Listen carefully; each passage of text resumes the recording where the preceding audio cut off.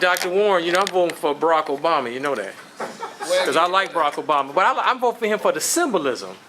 Well, I mean, it's just a symbolism. Don't expect him to do anything. No, I didn't expect him to do anything 4 years ago. I mean, I like him. So I like seeing him and his wife and the kids in the White House.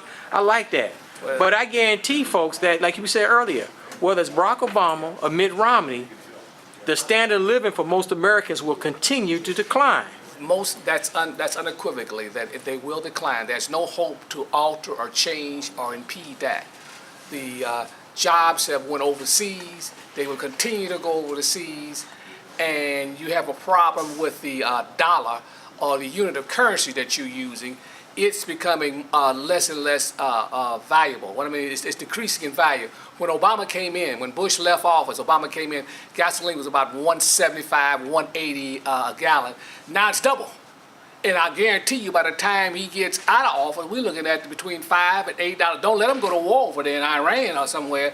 He can go to $8 real quick. Well, tell these Republicans and these Tea Party people that Mitt Romney is not going to improve the economy. It's impossible. The debt is so great, it's impossible to be paid, folks.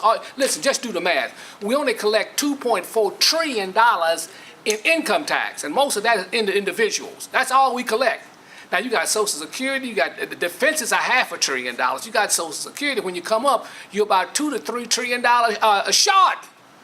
And you know what? You got to borrow that money, or either print it. So they used to get it from the Chinese. The Chinese said, listen, we ain't taking this. Your credit's getting real funny real quick. Just like you got a Chase card, you start running up that credit on your Chase, and they cut you off. So listen, till you pay down this debt, you ain't getting no more credit. Well, it's the same way with America. We're the largest debtor nation in the history of the world. Do you understand? In 1980, we was the largest creditor nation. So now we reverse. And the worst thing you can do is have debt. Now, most of the things that people have acquired over the last 30 years, they bought a car, it was not a savings. They said, well, I'm driving a Lexus. I got my me and my old lady take vacations in the Bahamas and da-da-da. We got an apartment, we got a house, a Mac mansion. All that stuff was bought on credit. That's on debt, folks. You don't understand what I'm saying? None of it was bought on savings that you had and you were paid cash for. So as a result, everybody's in hock, and the currency you got is getting worthless, and the cost of living is being escalated crazy. And you haven't seen food prices. We have a drought, the worst drought we had in 50 years. And listen, and you already got inflation coming. So then you got a drought on top of that. Listen, the food price is going to go through the ceiling come next spring, and a lot of folks, you think you got a hard time now, you just wait, because you're not going to get a pay increase. They're making you 2 or 3%. Inflation truly is running about 11%. So that means after about what? If we're running 11 or 12%, after 8 or 9 years, your purchasing power is gone. If you don't own gold and silver, you're in deep doo-doo. I'm going to just tell you straight up. And you ain't got a whole lot of time to get it straight. Because you can buy one silver quarter, for $5. Why can't you?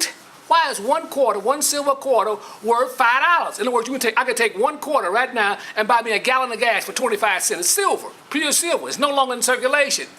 Now you wait till that quarter get to $100, and you will sit there and get stone stupid, because you won't be able to eat, because what's going to happen? Orange is going to be $25. Organic milk is already $10. I was in Dominic yesterday. I'm looking at Hormel bacon. I don't eat pork.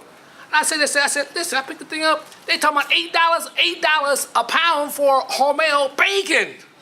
Do you understand? What don't you understand? No, but do you think American Paul, people must be stuck on stupid? But tell the American people and all the Republicans and the Democrats and the independents that Paul Ryan and Mitt Romney cannot create enough jobs to grow the economy, to grow us out the debt. It's impossible to grow. All those jobs, every dollar you spent, is going to China. Because most of the things that you look on, just go to the store and Walmart and see what you got. So most of the jobs are created in China, so that money leaves here, it's sucked out of here, and it's over in China or Japan or Mexico, so it doesn't get a chance to circulate here. So it's possible for any jobs to be created of any worthwhile. And if it is, you mean more Mickey D jobs or Walmart jobs? Those are not livable wages. Now, again, I'll say, just look up in the Wall Street Journal or whatever, only 25% of the jobs in America are paying livable wages. So what are most people doing? They're living with their mama, grandma, and that's how they're living now. So we're going to do like the foreigners do, the Mexicans, 3 or 4 generations in one house, And that goes for a lot of white people. And white middle class catching stone hell now. But when you tell a young man or a young woman they in college or high school or grammar school and they say the economy's so bad, ain't no jobs, I should just quit going to school. What they need to do is get a trade. You have to have something that basically, that necessity that continues to be. So what do you mean? For instance, you got to have people who won't be able to afford to bury. You can go out and get cremation certificate. That you don't need to. You can see that's always going to happen. They're gonna burn these bodies. You get a certificate for X-ray, those types of things. You need to have a trade, that things that people need and can continue to go even in a society when things fall apart. They still need food, clothing, shelter. Food, clothing, shelter. You still got to bury the dead. You still got to bury the dead. You got to make try to make the sick well. That's right. So those things that you have to have. So even in the Depression of 1920, it was 20,000 millionaires made. That shows you that there's always going to be some opportunity to be available. You need to, if you're going to become an entrepreneur, you need to say, okay, what are the basic things I need? I'm going to make a product that's catered to the rich. You know, they still going to spend. And this is a book here I had. It's called When Money Dies. Even in the Depression, people they even had nightclubs. So then that's another way of making money. I mean, there's always going to be some way of commerce going on, even in a depressed type, hellish type of economy. You still going to have, what you're going to need, you're going to have a spirit to give you some knowledge, some wisdom to be able to sustain yourself, because it becomes psychological. You become fear and paralyzed. Like a guy said, ain't no jobs nowhere, I ain't going to do nothing. Smoke some reefers, get out in the street and act a fool, and wind up shooting somebody on some mess. But listen, there's plenty of opportunities there. And if you know how to save, enter with gold and silver, you'll be able to just buy houses and just rent them out. Some of the Jews in the 1920s, they were buying blocks of houses just for less than $10,000, just blocks of houses.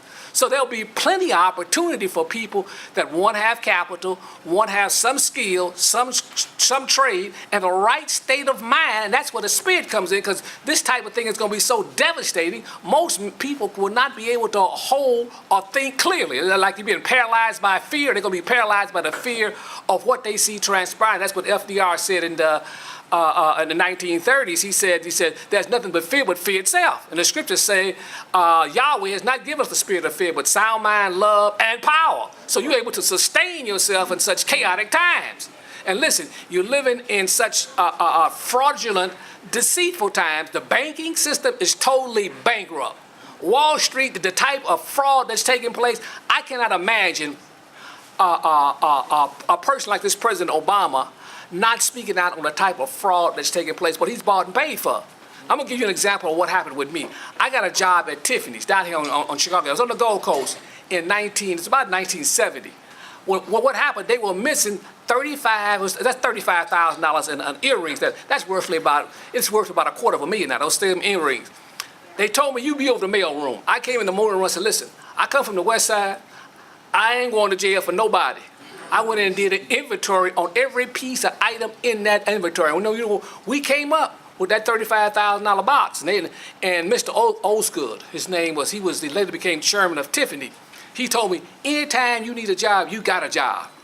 Everybody was shaking my hand, but listen, I just can't believe that this guy would come in and not mention what's taking place. But you have to understand, all this is politics. He goes up to Wisconsin, where those people got shot. What's his name? The guy. What's the black? Right. The Sikhs that got killed up there. Then he goes down there. What's his name? The black guy. The Trevor's. Martin. He makes comments about this, but every week here in Chicago, it's a war zone. I have a friend. He calls me every morning. He said every weekend. He said, Lee, here's the war casualties. And here's the war cash, 35, 40 people every weekend get shot, and then we just take it normally. But he makes no comment about that. I'm saying the Stone thing is all political, and you're going to have to transcend the mindset of what these politicians are playing with. Your reverends don't tell you anything, your politicians, you got your leaders, you got Farrakhan diagnosing the situation. He never came out and said, listen, we need to get as much gold and silver we can get our hands on. That's the only way we're going to preserve ourselves, because what they're going to do, they're going to have to reboot the system. Do you know when a reboot the system is? Your computer locks up and you press a button and boop, it starts all over again. And when this thing starts all over again, if you don't have any capital to start it, no matter what your race, creed, nationality is, the mean green is out. They may have another currency. It may be red. But I tell you this, you'll be able to work for a little bit of for nothing. And you know what? You're going to like it, because if you don't, there's always 3 squares and a hot tot at the FEMA camp. Now, that's the real deal, because ain't nobody, listen, the government got too many problems.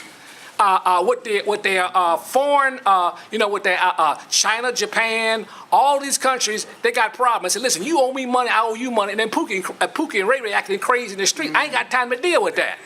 So, they said, put them in the camp. We got too many problems.